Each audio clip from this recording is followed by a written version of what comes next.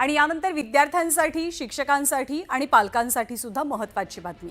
आगामी शैक्षणिक वर्षांपासून राज्यातल्या शाळांमध्ये सीबीएसई पॅटर्न लागू केला जाईल अशी माहिती शालेय शिक्षण मंत्री दादा भुसे यांनी सभागृहात दिली आहे।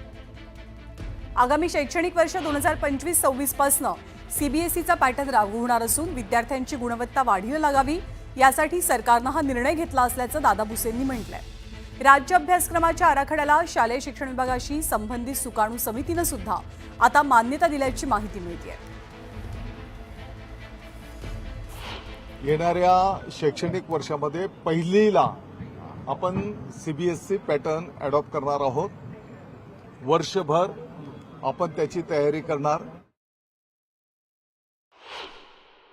जे विद्यार्थी आता दुसरीला, तिसरीला, चौथीला, पाचवीला जे कोण आहेत त्याला आतापर्यंतचं त्याचं शिक्षण आपल्या रेग्युलर पॅटर्नमध्ये आणि मध्येच त्याचा जर संपूर्ण आपण सगळ्या वर्गांचं जर आपण चेंज केलं तर त्या विद्यार्थ्यांना पण ते अडॉप्ट ते करू शकणार नाहीत आणि विद्यार्थी पण अडॉप्ट करू शकणार नाहीत आणि आपला जो शिक्षक बंधू भगिनी आहेत त्यांना पण त्या दृष्टिकोनातून आपल्याला प्रशिक्षित करावं लागणार आहे।